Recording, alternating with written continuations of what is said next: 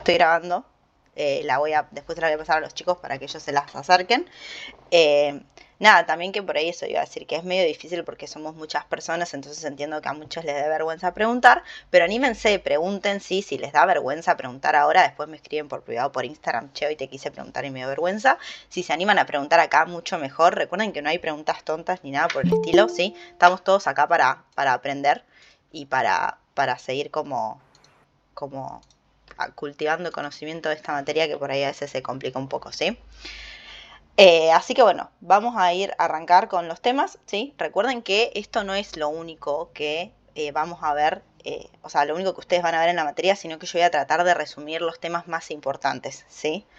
Eh, Cosas infaltables, ¿sí? Yo les juro que cuando yo digo que esto no puede faltar, realmente no puede faltar, así que traten de prestarle atención. Sí, Lu, creo que llegamos al límite de 100 personas, porque cada tanto se baja uno y me deja aceptar a alguien más.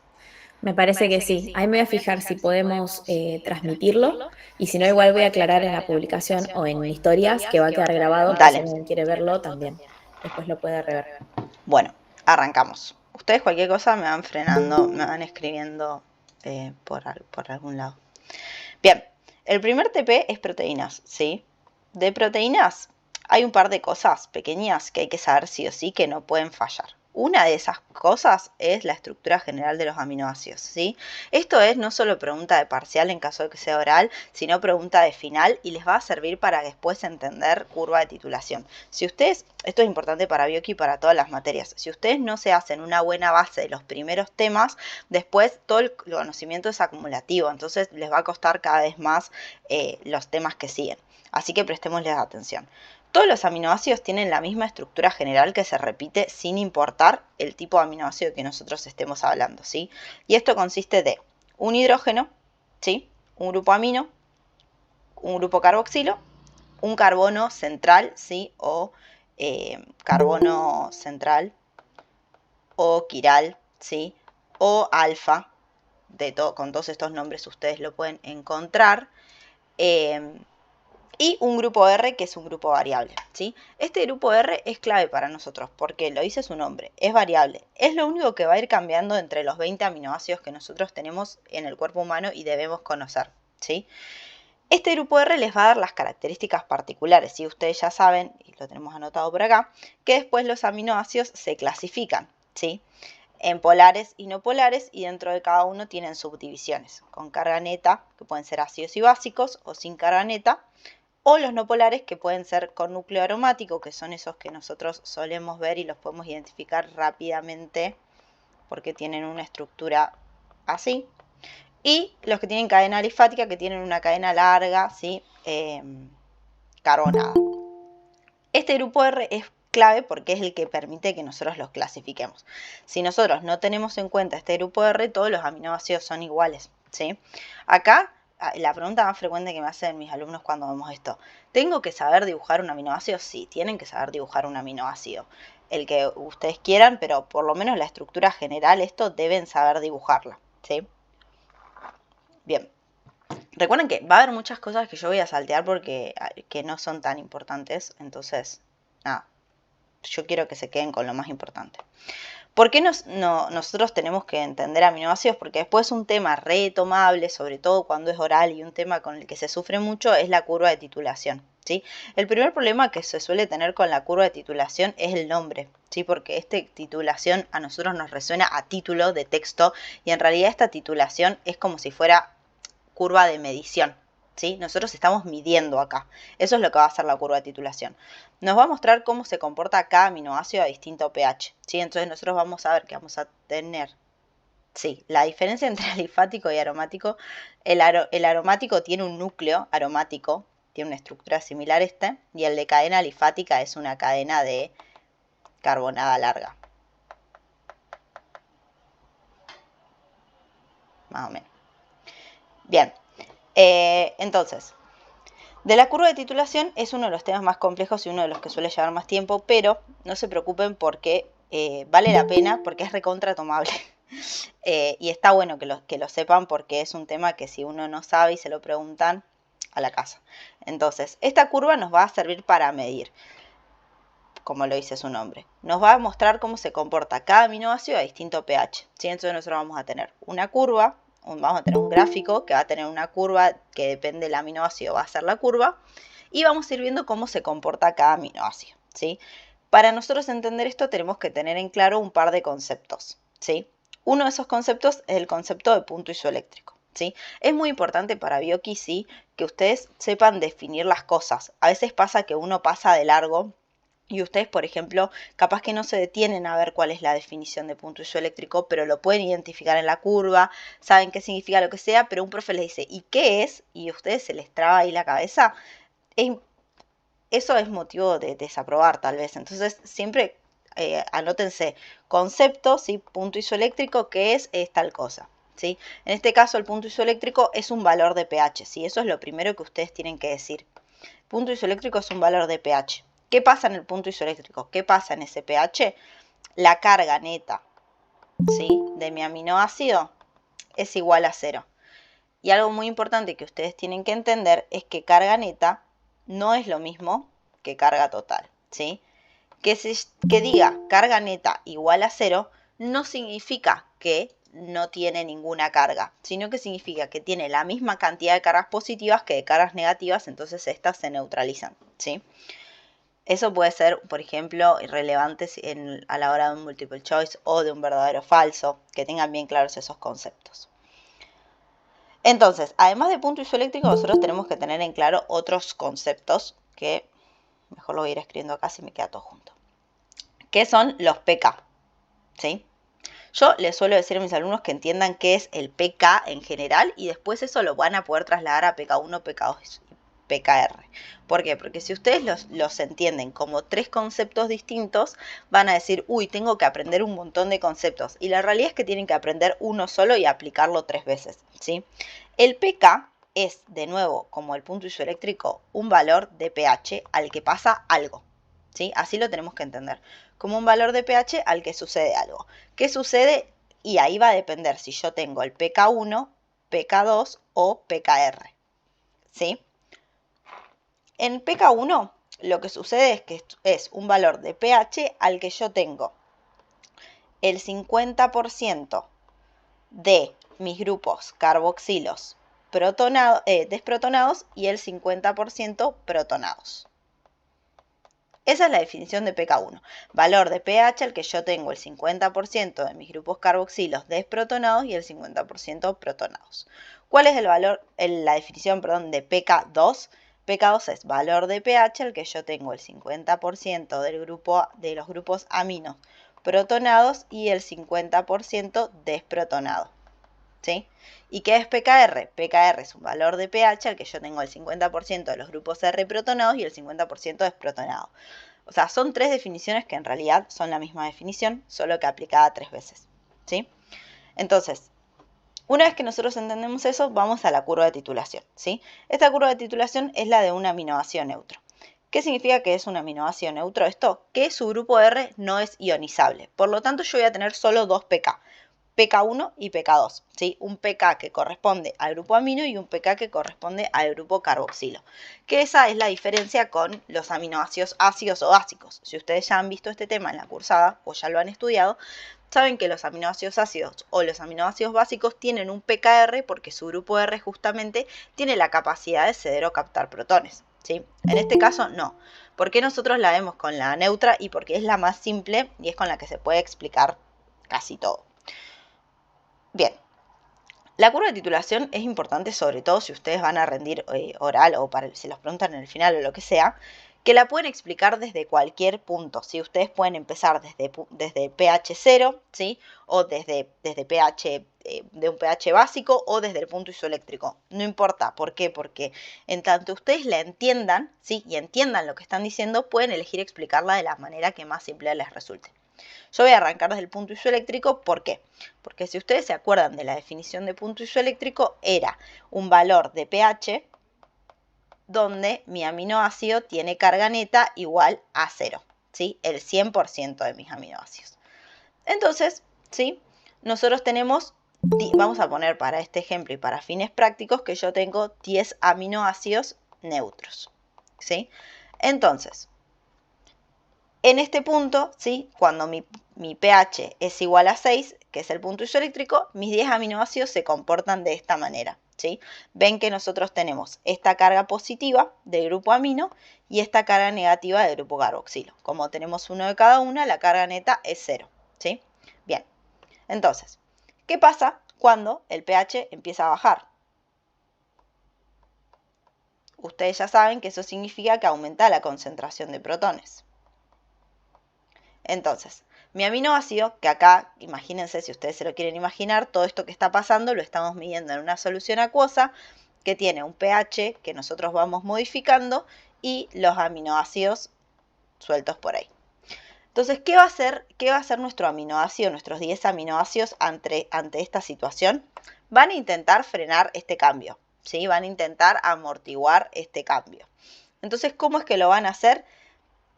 Piensen que el aminoácido siempre va a querer como hacer lo contrario a lo que está pasando. Si en este caso están aumentando los protones, lo que nuestro aminoácido va a querer hacer es captarlos, ¿sí? Los va a empezar a captar ¿para qué? Para sacarlos del medio. Entonces, capta un protón, capta otro protón, capta otro protón, capta otro protón y capta otro protón. Captó 5. Y casualidad llegamos al pK1. Entonces, en este valor de pH, que es 2,3, yo tengo el 50% de mis aminoácidos comportándose de esta manera y el 50% comportándose de esa manera. ¿Por qué? Porque yo todavía tengo 5 grupos carboxilos, ¿sí? Que tienen libre para captar un protón, pero yo ya tengo 5 grupos carboxilos que captaron un protón, ¿sí? Entonces ahí llegamos al pK1, que es donde se genera esta meseta, que en un ratito vamos a ver qué es lo que significa, ¿sí? Lo mismo sucede si nosotros nos volvemos a parar en el punto isoeléctrico, donde los 10 aminoácidos tienen carga neta igual a 0, es decir, los 10 tienen el grupo amino protonado y el grupo carboxilo desprotonado. ¿Qué pasa si aumenta el pH? Baja la concentración de protones. Entonces mi aminoácido, ¿qué va a empezar a hacer? Va a empezar a cederlos al medio, ¿sí? CD1, CD2, CD3, CD4, ay, CD4, CD5. CD5 y yo ahí llegué al pK2, que según la definición que habíamos visto era el valor de pH donde yo tengo la mitad de mis grupos amino desprotonados y la mitad protonados, ¿sí? Entonces, fíjense qué sucede acá. Cuando yo empiezo a tener mis grupos amino desprotonados, ¿sí? ¿Qué pasa? Yo paso a tener un aminoácido que se comporta de forma aniónica, ¿sí? Como un anión. ¿Por qué? Porque básicamente perdimos la carga positiva que contrarrestaba esta negativa, ¿sí? Entonces, mi aminoácido se comporta como un anión, es decir, tiene carga negativa, ¿sí?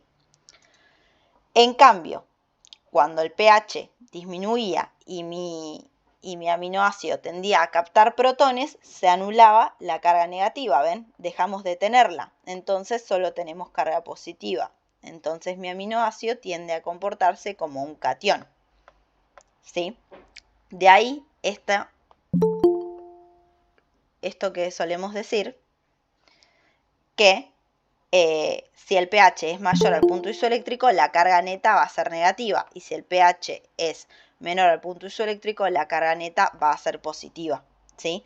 Que es por esto, ¿sí? Ustedes tienen que entender qué pasa cuando se modifica el pH, ¿sí? Con la concentración de protones y qué es lo que va a hacer el aminoácido, ¿sí? Para contrarrestar esto. Hasta acá, uy, yo ni leí el chat, me redistraje, perdón. Pero bueno, si alguien ve, hay una pregunta en el chat que no contestó. Por ahora no hay preguntas. Yo Joya. solamente comenté o respondí un par de los comentarios que habían hecho. Genial. Bien. Entonces, este es el principio de la curva de titulación, ¿sí? Esto es lo que sucede. Después, otra cosa que pasa, que suelen preguntar, es qué son las mesetas alrededor del pK. Vieron que tanto alrededor del pK1 como del pK2 nosotros tenemos unas mesetas, ¿sí? Porque hay algo importante que ustedes tienen que entender que para mí les va a servir para un montón de materias, por lo menos a mí me sirvió. Que ustedes, además de describir lo que ven, ¿sí? Describir. Eso lo puede hacer cualquiera, ¿sí? Describir es que ustedes se sienten, vean el gráfico y digan, primero sube, después tiene una meseta, después sube de golpe y tiene una meseta. Eso lo podemos hacer casi todos y solo hay que ver. Lo que ustedes tienen que hacer para el parcial, para romperla en el parcial, es explicar el por qué. ¿Sí? Ustedes van a decir, y hay una meseta. Y la siguiente pregunta del profe va a ser, ¿y por qué? ¿O qué significa esa meseta? ¿O a qué se debe esa meseta? ¿Sí? En este caso, esta meseta, ¿qué nos indica? Fíjense, nosotros tenemos este gráfico que es pH en función, pH en función de la concentración de equivalentes de oxidrilo o puede ser de protones, lo que se mida, ¿sí? Recuerden ustedes, si han cursado, si han salido hace poco del secundario o si se acuerdan de matemática o si hicieron ciencias exactas, que estos gráficos surgen a raíz de que nosotros los expresamos como y en función de x. ¿Qué significa? Que y, en este caso, que ya lo tenía escrito acá abajo igual, no me di cuenta, acá, que el pH va a depender de la concentración de oxidrilos, es decir, en tanto nosotros modifiquemos x, se va a modificar y. Eso para siempre, para cualquier gráfico que vean. Y siempre depende de x, ¿sí? Lo que ustedes pueden alterar es x y y se va a modificar en función de eso. Entonces, ¿qué pasa en estas mesetas que nosotros vemos acá? Fíjense qué interesante esto. Acá hay grandes variaciones, ¿sí? De la concentración de oxidrilos en este caso, pero pequeñas variaciones en el pH. ¿Sí? Lo mismo sucede acá. Grandes variaciones en la concentración de oxidrilos, pero pequeñas variaciones en el pH. ¿Sí? Por otro lado, fíjense en este punto acá, hay pequeñas variaciones en la concentración de oxidrilos, pero grandes disparos en el pH. Entonces, ¿ustedes qué es lo que tienen que explicar acá? ¿Por qué se da esto? ¿Sí? ¿Qué es lo que sucede acá? Que voy a borrar porque no se entiende nada. ¿Qué es lo que sucede acá? ¿Sí? En esta meseta. Esto es lo que ustedes conocen como zona buffer o zona de mayor poder amortiguador o derivados, ¿sí? Acá lo que pasa es que no es casualidad que estas zonas estén justo alrededor de los pK. Ustedes piensen en la definición de pK, ¿sí? Recuerden que el pK era un valor de pH el que mi aminoácido tenía el 50% de alguno de los grupos protonados y el 50% desprotonados. En este caso, si tomamos el pK1, tenemos el 50% de los grupos carboxilos protonados y el 50% desprotonados.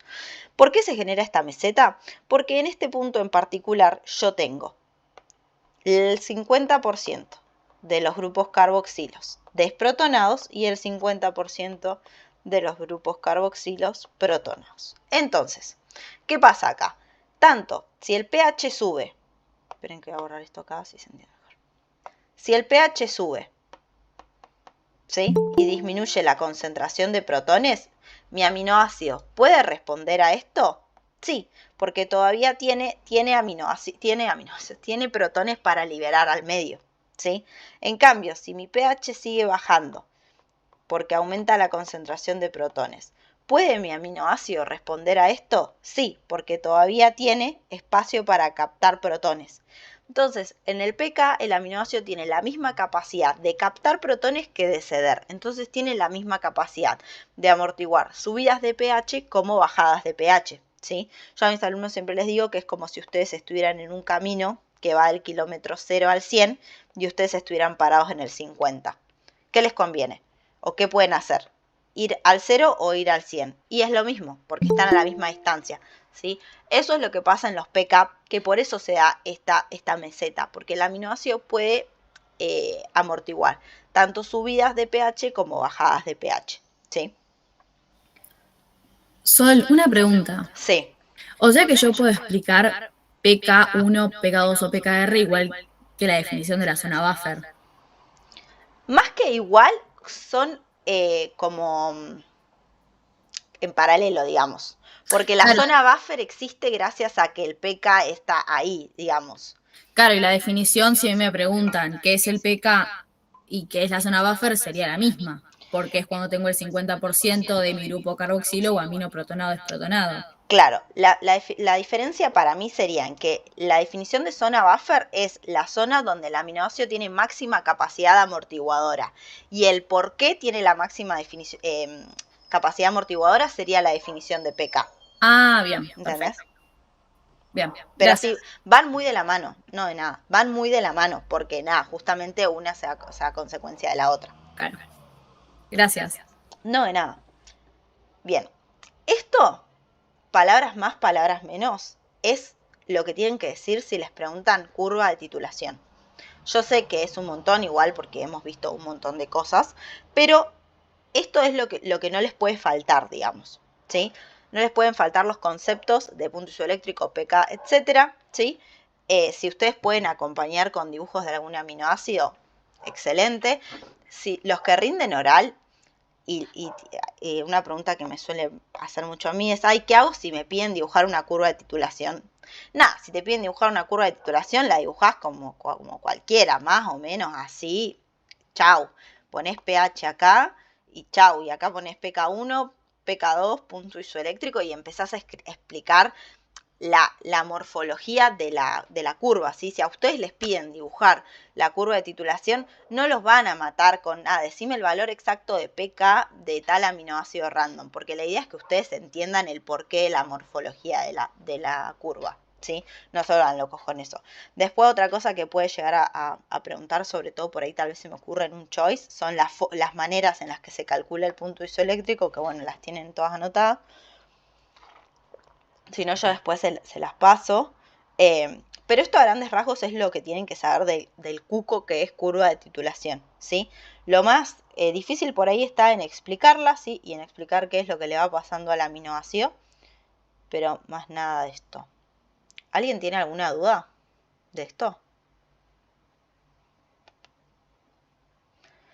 Esta es, mientras alguien se anima a decir una duda, si tienen, es de un aminoácido neutro. Después tenemos, por ejemplo, yo les puse acá, la de la histidina, que es un aminoácido básico, ¿sí? La histidina, al ser un aminoácido básico, acá nos cambia un poco el esquema, porque en la anterior era bastante simple, porque teníamos pK1, pK2, punto isoeléctrico y adiós. Y acá aparece el pKr. ¿Por qué? Porque el grupo R de la histidina tiene la capacidad de ionizarse. Entonces acá nosotros dejamos de tener carga neta igual a 0, carga neta menos 1 y más 1, sino que además se nos suma la carga neta más 2, ¿sí? ¿Por qué?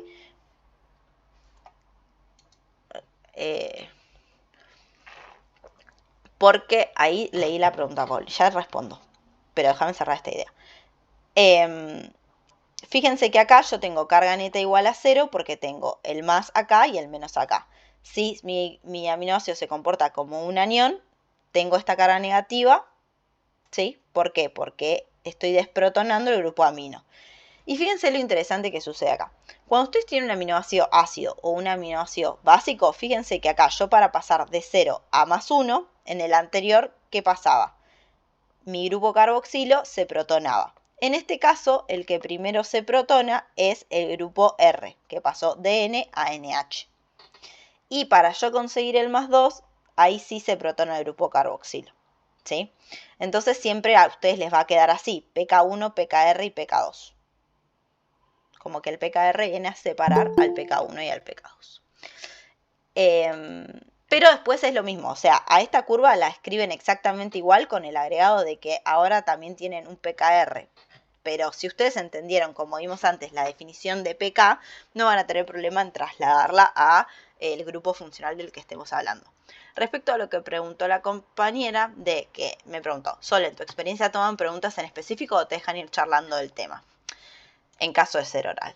Los orales en bioqui y en cualquier otra materia que no sea con bolillas son un mundo porque depende mucho del profe y aún tengan bolillas depende mucho del profe. Porque cada profe, como decía Lu por ahí, a veces los profes no son docentes, entonces se centran mucho en su área. Entonces, por ejemplo, si ustedes tienen un profe que se dedica a la clínica, probablemente en pos de querer ayudarlos, el profe le pregunte todo sobre casos clínicos. Que a veces eso lo único que hace es confundir más y ponerlos más nerviosos. Hay profes por ahí que son muy de la bioquímica molecular, entonces te hacen dibujar hasta la molécula más recóndita de las que viste en la materia. Entonces es muy difícil decirlo. En mi experiencia y en la de mis alumnos, en general, a grandes rasgos, no hay mala intención de los profes de bioqui como sí los puede haber de otras materias donde los profes por ahí sí son más ásperos. En general en bioqui les preguntan generalidades y les preguntan detalles si ustedes están como muy al borde del 10 o muy al borde de desaprobar. En general te dejan ir charlando, pero depende mucho del profe. O sea, a mí no me gusta decir eso porque después van y te preguntan un detalle y me vas a venir a buscar a mi casa para asesinarme porque te dije que estudie lo general. En general, esa es mi experiencia. Comparto. O sea, es como un mundo, porque hay profes muy piolas, hay profes que por ahí son más detallistas, por ahí a mí yo en general, y me ha pasado en mi experiencia, que no ha habido mala intención de casi ningún profe. Sí hay algunos que preguntan más finos que otros. Y eso es como una cosa que pasa. O sea, hay profes que preguntan re fino y hay profes que preguntan más en general. Y es la injusticia por ahí del oral, que vos por ahí te sacás un 4 y te preguntaron, te hicieron dibujar hasta cualquier cosa y un compañero le preguntaron 2 boludeces y le pusieron un 10 y puede suceder. Y también a veces pasa que, o sea, a mi experiencia personal, hay docentes que no saben preguntar y por ahí está bueno que uno esté vivo y si capaz que te está preguntando un tema, o sea, vos en la pregunta más o menos identificás qué tema te está preguntando. Ahí adentro cazar, bueno, me está preguntando, no sé, enzimas, me está preguntando enzimas. Bueno, me está preguntando enzimas, pero no entiendo la pregunta. ¿Me la podés repetir, por favor? Y ahí como hacer la repregunta, porque entiendo que me estás preguntando esto, pero no sé a qué querés ir concretamente, porque eso recontrapasa. Yo la cursé igual en 2019. Y yo tuve lo mismo me pasó, como dice Sol, o sea, tuve experiencia de una docente maravillosa en el primer parcial, divina, que es más, me dijo, te voy a tomar 3 preguntas y tenés que, en ese momento, tenías un papelito y tipo eran 3 preguntas concretas y tenías que saber las 3 preguntas. Todos tenían las mismas, o sea, tenían más o menos las mismas, eran preguntas muy sencillas, muy amplias, nada muy detallado, eran amplias, y yo justo uno de los temas no lo había leído. Y como desarrollé muy bien otro de los temas, porque me dejó explayarme mucho, me dijo, bueno, mirá, a ver, te voy a probar y te voy a poner el camino de la promoción porque este tema lo sabes muy bien. Entonces, por eso hay docentes que capaz que son un amor. Y después en el segundo parcial tuve la experiencia de otro docente que me hizo dibujar un triglicérido y como arranqué a dibujarlo como espejado, me dijo, no, estás dibujando cualquier cosa. Yo sabía dibujarlo, pero bueno. Después lo fui llevando al parcial y al final me lo hice dibujar y se lo dibujé. Después también alguien preguntó, dijo ahí en el chat que sería más accesible el choice que el oral. Eso también depende mucho de las personas. Si me preguntás a mí, no.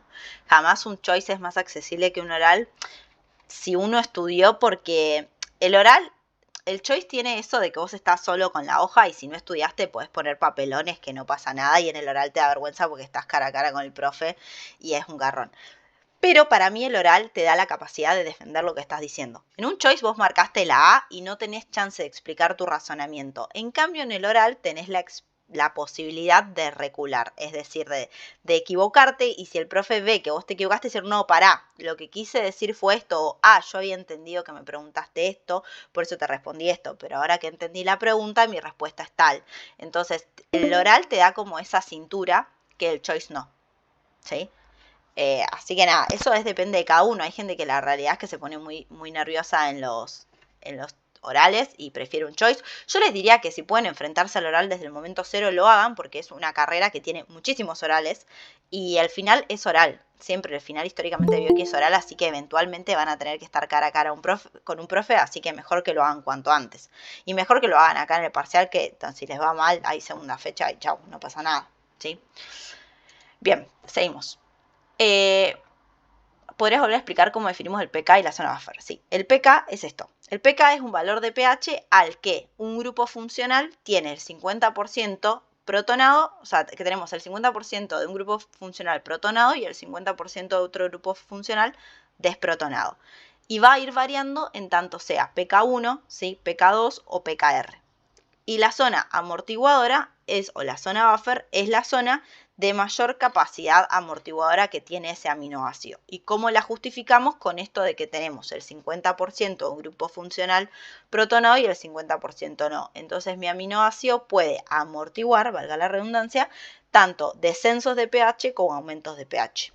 Eso sería todo. Después, el pKr sería en el caso del aminoácido ser monocarboxílico diamino. o dicarboxílico monoamino. Sí, exacto. Monocarboxílico diamino o dicarboxílico monoamino es lo mismo que ácido bibásico, así que por si lo leen. Veríamos un pKr de un aminoácido diamino después del punto isoeléctrico, ¿verdad? Sí. Después, eso que dice el compañero ahí es, por ejemplo, en el caso vieron del aminoácido neutro que era muy fácil calcular el punto isoeléctrico porque era pK1 más pK2 dividido 2, ¿sí? Pero en el grupo amino y el grupo carbox, en los aminoácidos ácidos o básicos cambia, ¿sí? Por ejemplo, un diamino sería el ejemplo de la histidina, donde el punto isoeléctrico, fíjense que se calcula como pKr más pK2 dividido 2. Porque si nosotros vamos acá, fíjense que el 0, ¿sí? Que es el equivalente al punto isoeléctrico, está entre el pKr y el pK2, ¿sí? Entonces, nosotros después el de un aminoácido ácido lo encontramos entre pK1 y pKr. Es más teórico eso, pero sí. Bien, vamos a avanzar porque si no, no vamos a terminar más. Y bueno, acá tienen un aminoácido ácido. Si quieren, yo después les paso estos 3 diapositivas, así tienen un ejemplo de cada cosa. Bien, y esto a nosotros nos sirve para entender la electroforesis, ¿sí? La electroforesis básicamente a nosotros nos interesa porque la vamos a utilizar para medir proteínas en sangre, ¿sí? ¿Qué es lo que nos interesa? Vamos a resumir un montón el tema. Y a nosotros nos interesa esto porque gracias a lo que aprendimos hace un rato de que básicamente los aminoácidos se comportan de distintas maneras según el pH que los rodee, nosotros sabemos que las proteínas están compuestas por aminoácidos. Entonces, esto que nosotros hablamos de los aminoácidos, los trasladamos a las proteínas, ¿sí? Las proteínas se comportan de manera distinta en tanto el pH que las rodea vaya cambiando, ¿sí? Entonces, la electroforesis, ¿qué es? Básicamente, la electroforesis se pone en un recipiente, se hace con un recipiente, ¿sí? Nosotros sumergimos en una solución acuosa que tiene un pH determinado, un papel o un gel, ¿sí? Que tiene poros, ¿sí? A ese papel o a ese gel nosotros le sembramos proteínas, como está acá en el dibujito de la derecha, que ustedes pueden ver acá, ¿sí? El sembrar proteínas significa ponerlas una al lado de la otra, ¿sí? Ahí todas. Entonces eso se sumerge, estas proteínas van a tomar una carga determinada según el pH que los rodee y nosotros vamos a poner electricidad, ¿sí? Para que esas proteínas migren. ¿A dónde van a migrar? El chiste es que la electroforesis se hace con polos en los extremos, ¿sí? Nosotros vamos a tener un extremo negativo y un extremo positivo. Acá los nombres son un garrón, la verdad, no sé quién los puso, pero el polo negativo se llama cátodo y el polo positivo se llama ánodo.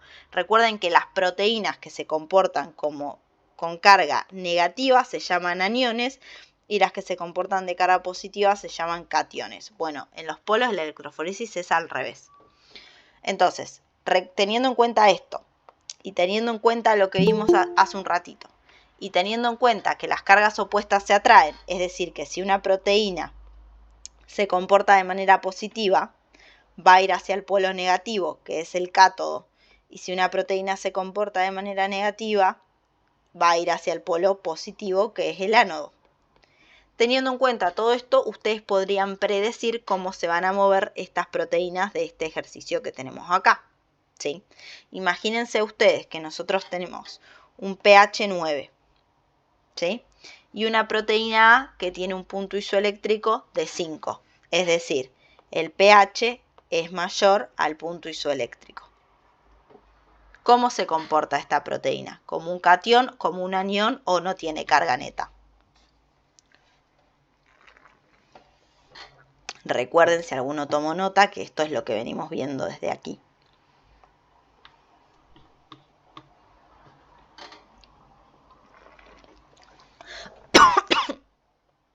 ¿Como un catión? Me gusta cuando responden como un anión o como un catión. Piensen en lo que estuvimos viendo acá, o sea, más allá de que lo tienen anotado acá.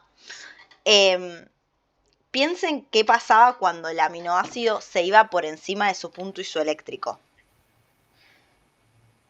El pH aumentaba. ¿qué pasaba con la concentración de protones? Disminuye. ¿Y mi aminoácido qué tendía a hacer?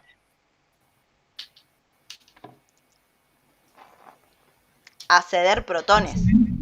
Y si cede protones, ¿cómo se queda? Con más cargas negativas. Con más cargas negativas. Y si se comporta con más cargas negativas, ¿hacia dónde va a ir? Hacia acá todo. Acuérdense que cátodo es negativo. Ánodo. Hacia el ánodo, o sea, hacia el polo positivo. ¿Sí? O sea, esto es lo que pueden llegar a tener, por ejemplo, en un ejercicio de... Esto se los pueden preguntar tanto en oral como en escrito, ¿sí? Esto se lo pueden hacer en un ejercicio escrito y va. Y también se los pueden hacer aplicados, bueno, esto después, si quieren, yo también les paso screenshot de esto y lo resuelven, igual es muy parecido a un ejercicio que ustedes ya han hecho, pero la idea es esa, que ustedes puedan saber cómo se comporta una proteína en base al punto isoeléctrico y al pH en el que está esa proteína. Todo esto, esperen que me olvidé lo importante, todo esto despreciando obviamente la masa, porque acuérdense que el principio de la electroforesis es este. A mayor carga, mayor movilidad, claramente mientras mayor carga tenga la proteína, más se va a ver atraída por un polo o el otro, y a mayor masa, menor movilidad. ¿Por qué? Porque piensen que mientras más grande es la proteína, más le va a costar avanzar por los poros estos que tiene el papel o el gel que nosotros hayamos elegido, ¿sí? Bien, y un ejemplo que tienen del TP, creo que lo vieron, es del de la hemoglobina mutada y la hemoglobina normal. En este caso, nosotros que vemos cómo la masa afecta a la electroforesis. ¿Por qué? Porque si yo tengo una hemoglobina que normalmente tiene este tamaño y luego de una mutación tiene mayor masa, cuando yo hago una electroforesis, ¿qué voy a ver si ambas migran hacia el ánodo? Que claramente la hemoglobina A va más lejos que la hemoglobina S. ¿Por qué? Porque la hemoglobina mutada es más grande y al ser más grande le cuesta más trasladarse. ¿Sí? Bien. Acá metí una super velocidad. Recuerden que si tienen dudas después me pueden preguntar, pero... Bien. Enlace peptídico. Enlace peptídico, antes que alguien me pregunte si tengo que saber todas las cosas teóricas del enlace peptídico, sí, pero también tienen que saber dibujarlo. No les debe parecer muy feliz esto que les estoy diciendo, pero no es tan difícil, ¿sí? El enlace peptídico es una unión covalente que se da por condensación, ¿sí? Que une, donde nosotros unimos dos aminoácidos. Es el enlace que nos asegura a nosotros la estructura primaria de las proteínas. ¿Sí? Vieron que nosotros dibujamos la estructura primaria de las proteínas, es la secuencia de aminoácidos. Y está estabilizada solamente por el enlace peptídico. ¿Cómo se forma el enlace peptídico? El enlace peptídico se forma por el grupo carboxilo, ¿sí? De un aminoácido 1, ¿sí? Cualquiera, y el grupo amino de un aminoácido 2 cualquiera. ¿Por qué les digo que 2 cualquiera?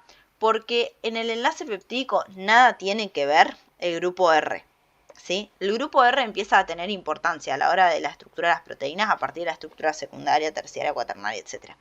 En la primer nivel de estructura, que es el enlace peptídico, no nos importa, ¿sí? Entonces, si ustedes lo quieren explicar así, si ustedes lo quieren explicar así, como aminoácido 1 y aminoácido 2, lo pueden hacer, porque lo único que tienen que tener en cuenta es el grupo carboxilo y el grupo amino.